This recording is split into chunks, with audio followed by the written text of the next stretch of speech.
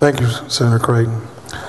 You know, Senator Creighton, I want to say to you, starting off, that you're correct. We all want to be better than our ancestors.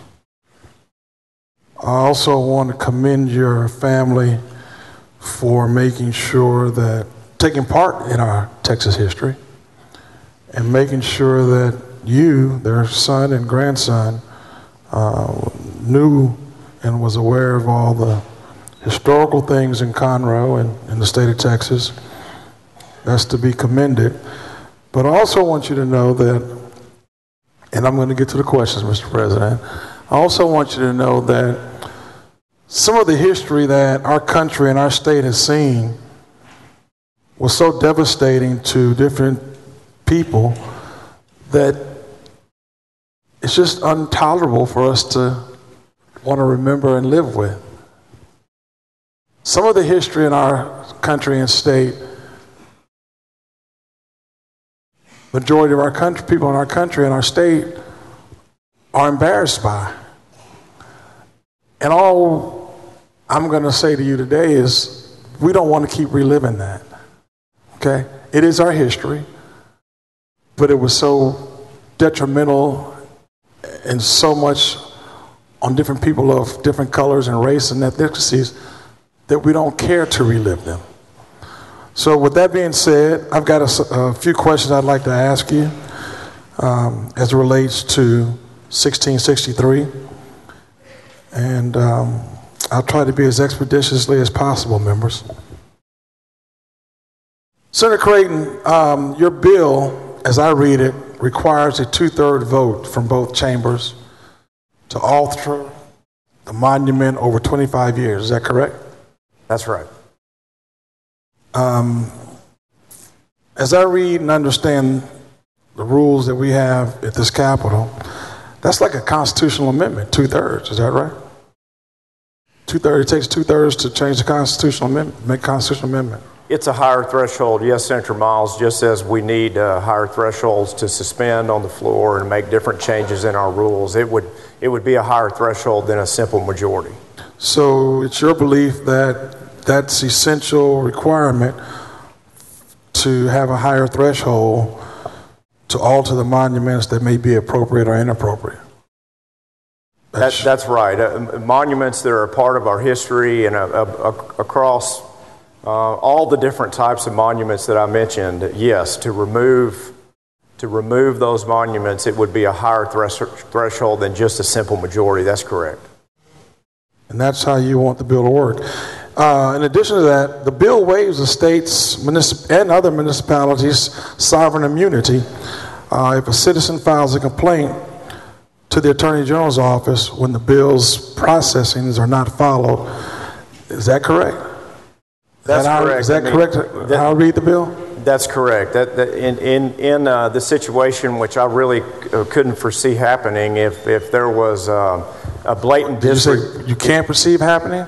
Well, what I'm saying is that if there's a blatant disregard for this policy at the local level and it's just ignored, then there's an enforcement provision in the bill, as you mentioned. Yeah. So can you tell me what are the claims that the state will waive their waive their rights? I mean, what other claims can you imagine that the state's going to waive our sovereign immunity? Do you have any example where we've done it in the past? Well, I think the intention of the bill is to have an enforcement provision that matters, so that if we make sure that we just on these Capitol grounds, we have a walk through time. If there is an effort locally in a city or county to subvert the intent of the legislation, there would be teeth in the legislation and a fine that would be set up for that purpose. Teeth that we're going to waive our sovereign immunity as a state. It allows. You don't see a problem with that? It allows for a fine to be implemented. No, I don't. Okay. When you talk about historical significance, do you mean historical significance for the United States or for the state of Texas, local communities, or where the monument is located? So It really, Senator Miles, could be all of the above, but mainly as Texans, making sure that instead of erasing our past, good or bad, that we, can teach from it and learn from it. And as I mentioned, and I'll mention several times through the day-to-day, as we've done that here on the Capitol complex, I think it's a very positive approach for kids like me that really couldn't afford to pay admission fee to a museum or travel to find one, that it would be on public grounds for families to be able to teach as they see fit. So who's going to determine the historical significance for something that happens in Fort Bend County and Lois Colker's and Joan, Senator Huffman's district? Who's going to determine the historical significance for that?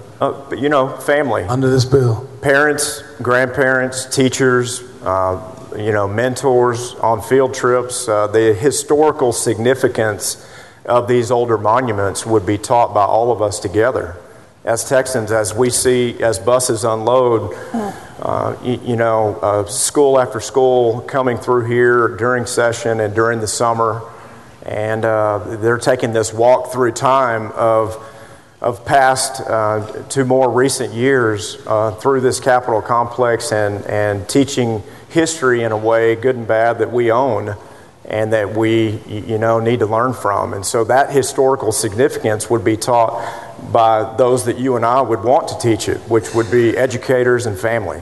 But that's being taught by who's going to determine we're going to put a monument here or take a monument down just based on historical significance. Who's going to do that? You? Well, I'm saying in this legislation, and as we've moved it through the process of the legislative session, that we would all consider on removal, as you mentioned, on bringing a new one. Like we've seen on the newer monuments on the Capitol grounds over the past 12 years that you and I have been in the legislature since 2007. We've had a process for bringing in new monuments, and that process is not altered in this bill. Senator Creighton, I understand what you're saying about the teaching of the historical significance, but what I'm trying to get to is who's going to determine and make the decision if Barbara Jordan should sit on that wall? You or me? Who's going to make that decision?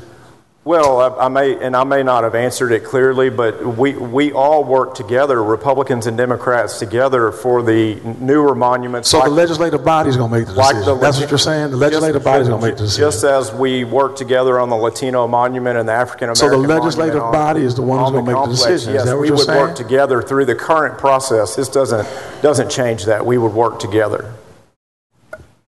Senator Creighton, who's going to make the significant decision for historical designation in Missouri City or in Third Ward? Well, a decision wouldn't under the bill itself. The spirit of the bill itself, we would be talking about in Missouri City a removal, not a placement. So if Missouri City, if they wanted to use the grant program that I'm establishing under the Texas Trust Fund Preservation Act in the bill, they would be able to rely on that for a new monument. If the monument that they have in consideration is to be removed, and it's not to be put up for the first time, and it's 25 years or older, we would all decide under this legislation for a 2/3 vote. So for a new monument, the history behind that monument warranted removal forever and destroying that monument, or whether or not we would vote to keep it in place. Okay, let me ask you one more question as it relates to significance. Yeah. If Representative Garnet Coleman's father, Dr. John B. Coleman, who was a pillar of Third Ward community, one of the first African Americans on the Texas A&M region, border regions, we've got streets named after him in the area. We've got buildings named after him. There's a hospital named after him in the medical center. If we decided we wanted to erect a statue of Dr. Coleman in Third Ward, would we have to come to the legislature or to you, or to who do we go to deem it historically significant enough under this bill to erect a monument of Dr. Coleman? The local community could make those decisions. Of course, you and I, Senator Miles, would work together to support that effort, but the local governing entity, board in Missouri City or wherever in Houston that wanted to put up a monument commemorating his father. So the answer to my question is the local community. Correct. That's the answer to my question. Because that's not about removal, that's about a new monument. Okay. And this legislation is tailored more towards removal, altering, and changing. I'm glad to hear you say that, Senator. Last session, Senator West and I worked with Senator Estes to try to preserve the Muni Golf Course. Senator Watson's been working on it this session. In Austin, right here in Austin, it was the first designated golf course, the first desegregated golf course in the South. It's listed on the National Registry for Historical Places and is recognized by the Texas Historical Commission. It's located, though, on land that's owned by University of Texas. Under your bill, before I go to your bill, would you consider this location historical significance? That location, the golf course, would you consider it? You know more about it than I do, but I'm sure I would. Yes. Okay, because I just listed to you that it's on the Texas Historical Commission. And the national, so it's got historical significance. We agree? Can we agree on that? That's right. Okay, we agree on that, right? So under your bill, if we agree on that, will this golf course now be protected, a protected site that will require a 2/3 vote before UT could do the development on it that they want to do? Well, this definitely isn't a Save Muni bill, but no, it's not. But I understand it's not a Save Muni bill. I had more to my answer. Yeah, if under the legislation itself, if the area were named after a historical figure, and the university would want to choose to rename an area, which the bill lists area, but I'm not sure that an entire golf course is within the scope of the intent of the bill, then the Board of Regents could rename that area if it's 25 years old or less. If it's more than 25 years old and there was an effort to rename it, then it would happen in the legislature. Senator Creighton, you and I just agreed that this is a significant location, a historically significant location. We agreed to that. That's right. Okay. We didn't agree that it falls under the scope of the bill. Why wouldn't it? It's on the National Registry for a significant historical location. For the answer I just gave, which is that the scope of the bill and the spirit of the intention of the bill is for naming and for areas, is for naming and renaming purposes. It's not for historical. But you also said this bill is for the destruction and the removal of historical monuments or locations. That's what this golf course is. Not the removal of historical locations, but you were correct on the monuments part or on names. So it's on the National Registry as a significant historical location. So bridges. It wouldn't fit under this bill? No. Bridges, buildings, specific structures, street names, those are examples. Parks that have a name after a historical figure, but not just a piece of land that a piece of land is not equivalent to historical. I still had more of my answer going. Not just a piece of land that is deemed as historical by the Historical Commission or a National Registry. No, that's not within the spirit of the bill. Now, if it was university property and it was named after Sam Houston, then to rename that property, that would be in the scope of the bill. And if it was older than 25 years and it was called Sam Houston Golf Course at the University of Texas, then we would make that decision with a 2/3 vote on whether or not we would rename the university property on behalf of the university's request. So we're not talking about mass pieces of property, just the property that the statue might sit on. Or thing that's falling up under this bill. Or be named after. Or naming. Or the little plot of land that the property that the statue may sit on. That's right. So we're talking about university. I'm going to move on, Senator, on that one, because it sounds like you wanted two ways on that one. I'm going to move on respectfully. Senator Creighton, I'm sure you don't know this, but in Missouri City, in my district, in an area that's shared by myself, Senator Colcourse, and Senator Huffman, there's a street named Nathaniel Bedford Forrest. And it was named in the 80s, so that's over 25 years. Nathaniel Bedford Forrest was a Confederate leader who massacred black soldiers who surrendered to him in the Battle of Fort Pillow. He was also the first Grand Wizard of the Ku Klux Klan. If the neighbors of our community on that street wanted to rename that street, would they have to convince the Missouri City to hold an election under this bill to rename that street?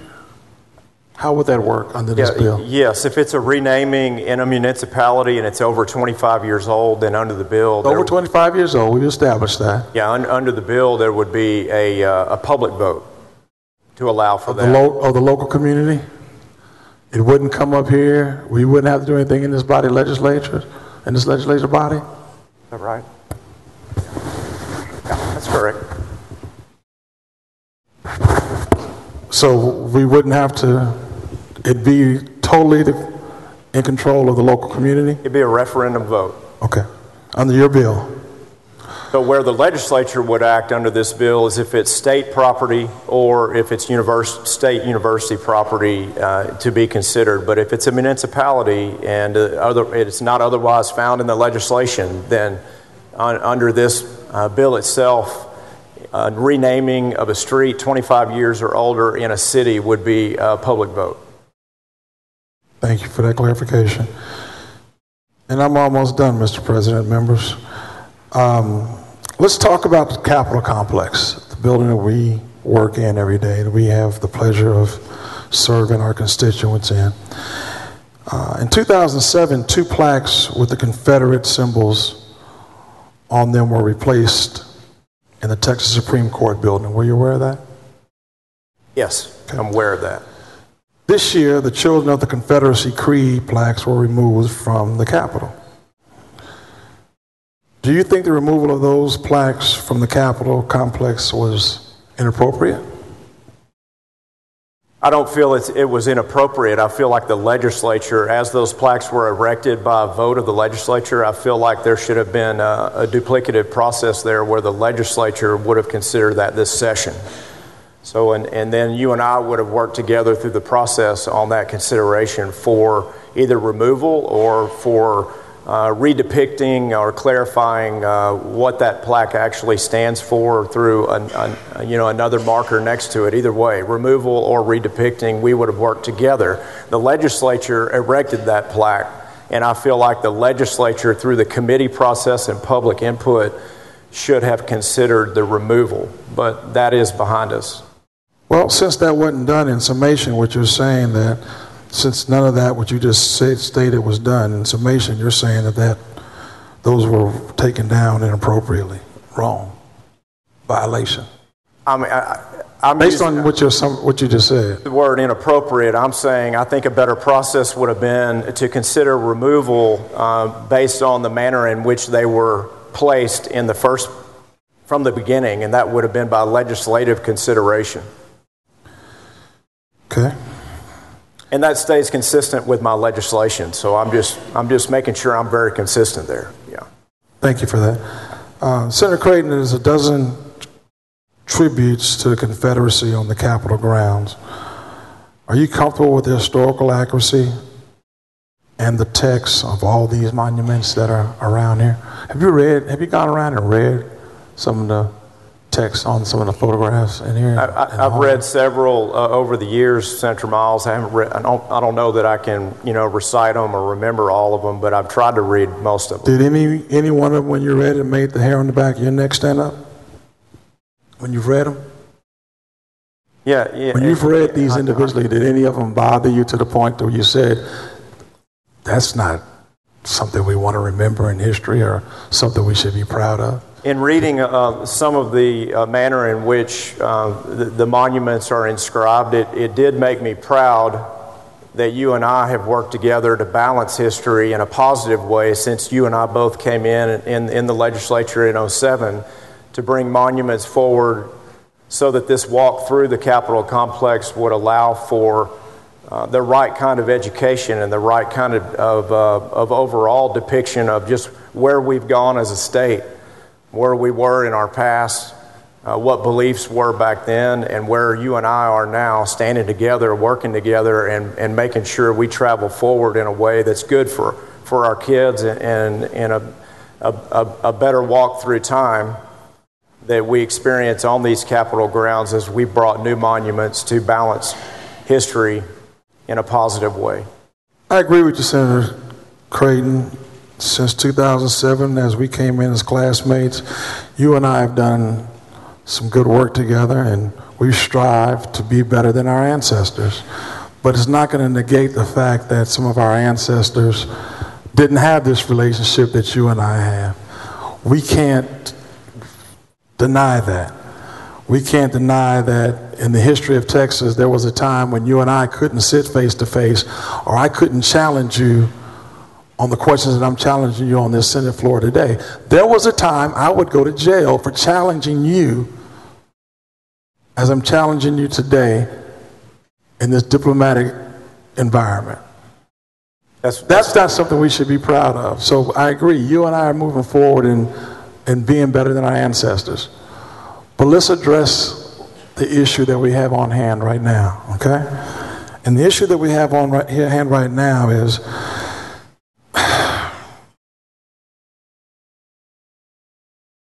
the Capitol complex. There's a building named after William Travis, LBJ, and Sam Houston. The historical significance is clear for those individuals. The building housing our legislative council at the state auditor's office is named after Robert Johnson. You familiar with that building? Yes. You familiar with Robert Johnson? I'm familiar with the building. Are you familiar with the person it's named after? Not as familiar with the person. So I can't ask you what significant historical significance did Robert Johnson have to the state of Texas? You can explain it to me, though, Senator Miles. I'll understand. I can't. I'm still looking for the historical significance of Robert Johnson for his name to be on that building. Let me finish, please, Mr. Go ahead. You bet. Senator. In this chamber, we have a lot of portraits on the walls. Some we all know, like LBJ and Barbara Jordan. Some are less well known, like Alfonso Steele, the last survivor of the Battle of San Jacinto. Are there portraits in this chamber that you don't think meet the qualification of historical significance? Are there any that you don't think meets it? Are you comfortable with everybody that's on the walls in this chamber? These portraits and all that is found in this chamber were decided a long time ago. I understand that. Are you comfortable? Do you know the history of each one of them? And are you comfortable with them? From a comfort standpoint, I understand why some of these portraits are uncomfortable. You understand why? And the best I can. I mean, I don't live in your shoes, so all I can do is understand history. But you don't live in my shoes, Senator Creighton, but you and I are going to work together to make things better. Absolutely. Correct? So as we walk through this chamber, and you mentioned the civil rights leaders and the author of the Civil Rights Act of 1964 on my side of the floor, I think that is, those were powerful additions, but I can't speak to the way that certain let me give you a portraits little bit. Let me share with you a little bit then. Placed. Because I see your position, so let me share with you a little bit. John Reagan, Confederate postmaster, but was also the first chair of the Railroad Commission and U.S. Senator. Historical significance under your explanation. Albert Sidney Johnson behind me was Secretary of War for the Republic of Texas and a Confederate general. Acceptable under your explanation. David Culberson, the Confederate officer, but had to resign his seat in the legislature before the war because he opposed succession. And last, the great Jefferson Davis was president of the Confederacy and was an honored place in the chamber right next to the very, very honorable Stephen F. Austin. I would say he's a national historical significance, but was he a significant historical person for the state of Texas, in your eye? I can't speak to why years and years and years ago any of these portraits were decided to be placed, Senator Miles. Otherwise, all I would say is it's a walk through time that is, they are all historical figures, and the balance through the chamber, and I can see over the years how placement, certainly with Ms. Jordan and with President Johnson, why those figures were placed in the chamber, but that others weren't removed because we own all of the history from all of them. You're right, Senator Creighton, and I agree as I close. You and I weren't here to approve these portraits being placed in this chamber. I can tell you that every day, people like myself and Senator West and those who have come before us walk in here and have to see the state of Texas honoring Confederate leaders. We have to deal with it. We have to accept it. It's not something that we would like to, but because we didn't have a say-so in it at the time, we have to just accept it. Senator Creighton, I've known you since 2007. We're personal friends. We fellowshipped outside of this building. We ask about our parents, each other about our mothers. Every day we see each other, our kids. I hold a lot of respect for you. And you're right, you can't see it from the standpoint where I see it. But as your brother, I'm going to tell you, the bill that you are carrying and that you're sponsoring on the Senate floor today is disgraceful to myself and people who've come before me. And I'd ask that you really consider some of the pain and heartache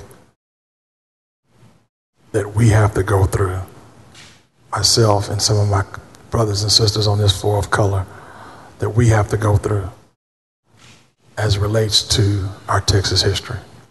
Thank you, Mr. President.